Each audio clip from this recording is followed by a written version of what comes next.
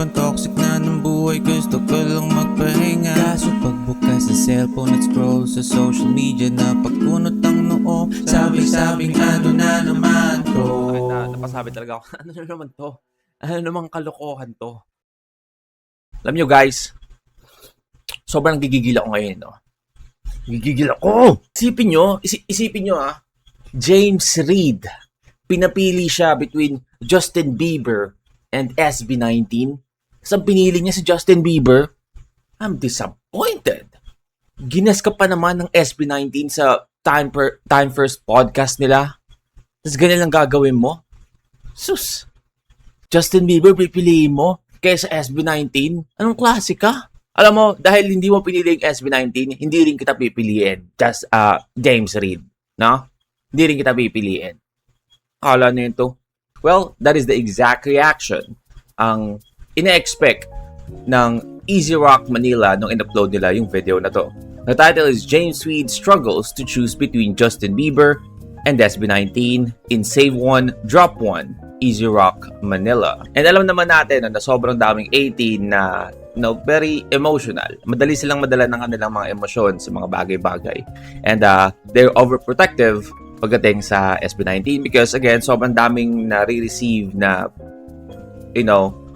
bashing ang SB19 na wala namang dahilan, kumbaga. Wala lang, parang binash lang sila tapos wala talagang deeper meaning. But sana kung may ginawa yung SB19 na isang bagay, nakaka-cancel talaga, but wala naman. That's the reason why marami ang nagiging overprotective kasi in the first place, why? Bakit mo sila binabash? So ang naisip ng karabihang 18 is dahil wala lang, dahil ayaw mo. So because of that, nagiging overprotective sila kasi gusto nilang pangalagaan yung image ng SB19.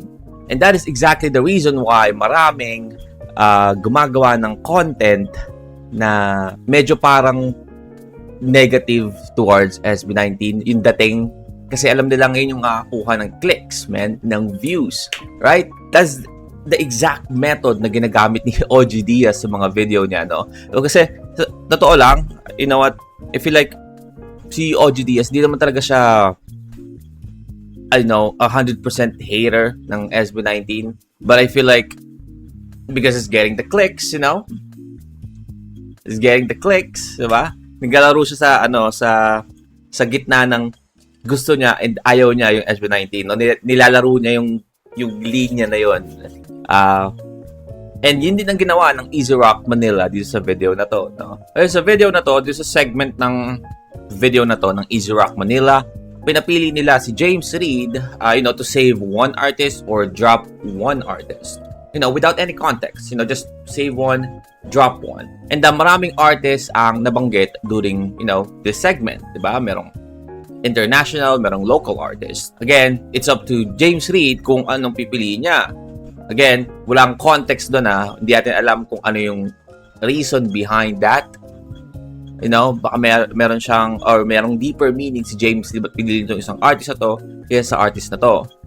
But then again, wala talagang sinabi doon kung sino yung mas gusto nilang artist na hindi. Just save one, drop one. Right? And maraming pwedeng dahilan kung bakit hindi mo pipiliin to kaysa dito in terms of save one, drop one. Kasi meaning noon, save one, which is isa-save mo yung artist na yun and yung, mga music niya. And ina-drop po tong artist na to, meaning hindi mo napapakinggan yung mga music ng artist na to. So, parang ganun yung concept ng video.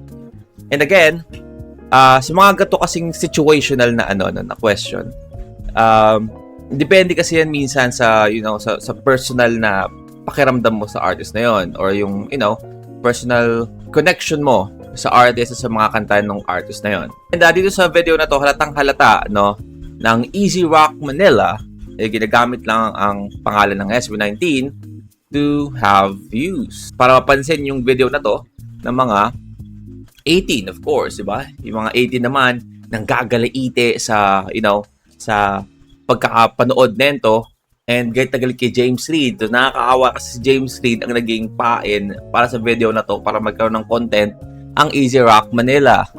So dito nga sa video na to, no, sobrang daming 18 ang, of course, na ines.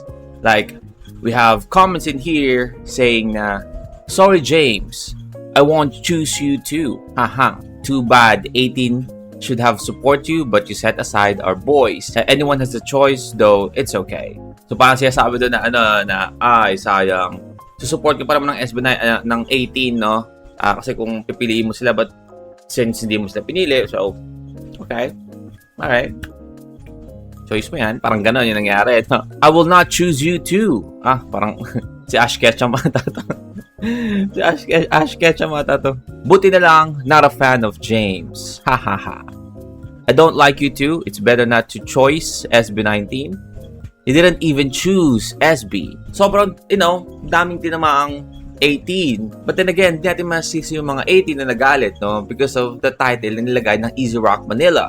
Again, babalik tayo sa title. Ang nilagay nilang title is James Reid struggles to choose between Justin Bieber and SB19 in Save One, Drop One, Easy Rock Manila. So yun pa lang, alam mo na, kinukuha nila yung atensyon ng 18 fans because they put SB19 on the title and comparing it to another artist. But the thing is, this is a fucking clickbait. Because you know why? Because during the video, hindi nga napagkumpara si Justin Bieber and SB19 eh. Hindi. It's some conception. Sam or SB19? Sam. I'm in too deep now. Okay, JB. Sorry, dude. JB, let's go. Oh, Flamingo, man. You see? And again, sabi ko nga sa inyo, sobrang tagal ko ito sinasabi sa channel ko, no? To tell you honestly, before gawin ko tong video na to, I'm actually, so tempted na kumuha ng mga clip doon sa mga video ko na sinasabi ko na depende yan sa preference ng tao sa music. But you know what? Nandun na yan para sa mga nanonood sa channel natin na alam yung sinasabi ko about preference, di ba? It depends on the preference ng tao. Again, kung hindi nila pinapakinggan yung paborito mong artist, it doesn't mean na ayaw nila sa artist na yun or galit sila. Diba? Depends on their preferences. And also, isa pang bagay ang importante dito is yung connection mo sa artist. So, I'm gonna give you an example. So, let's say Gary Valenciano. Diba? Gary Valenciano, napakarami niyang kanta na sobrang nakakaantig sa puso ng karamihang Pilipino. And karamihang Pilipino is maybe na-save ng kanta ni Gary Valenciano. And because of that, nagkaroon ng mas deeper meaning sa buhay nila yung kanta ni Gary Valenciano na yun. So, on that, context, diba? Kasi dito walang context yung kung ba't pinili ni James Reid. But here, on this, make-believe situation na ginawa natin na gumawa tayong isang person na merong deeper connection sa mga kanta ni Gary Valenciano. Maybe, nag-struggle siya sa buhay niya dati and mga kanta ni Gary Valenciano yung nag-save sa kanya to, keep going. Diba?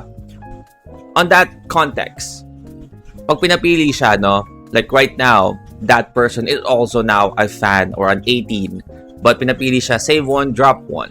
And that person really has to answer the question. Ang pinili niya yung si Gary Valenciano. Magagalit pa tayo? Magagalit ka ba? As an 18?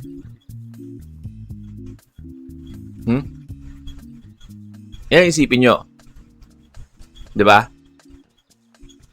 I know, hindi ibig sabihin na hindi niya gusto yung SB19, but, because of the situational question, mas pinili niya si Gary Valenciano because, why? Because meron siyang deeper connection sa mga kanta ni Gary Valenciano. And most probably, kung idadrop niya yung mga kanta ni Gary Valenciano, well, most probably yung taong yun wala na ngayon, di ba? To listen to SB19, to continue with their life.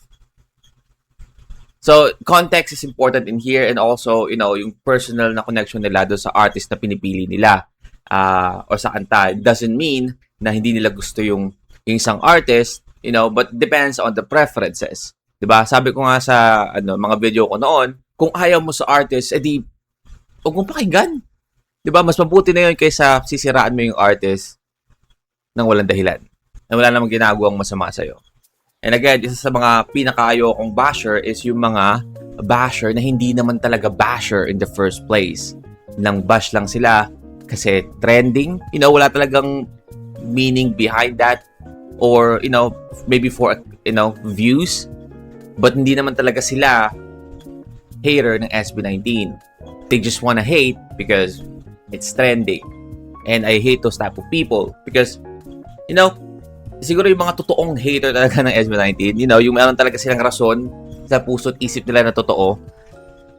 Of course, hindi natin gusto yung mga taong yun. But at the same time, you will, you know, maybe understand a little bit kung ba't sila naaasar sa SB19. You know?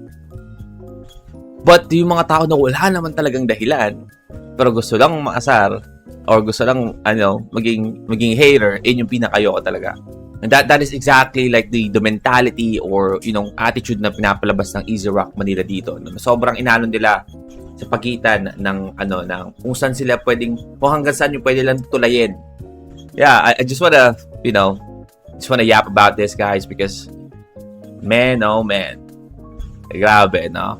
Para lang makakuha ng views, man. Nung clickbait, and at the same time, ano pa yung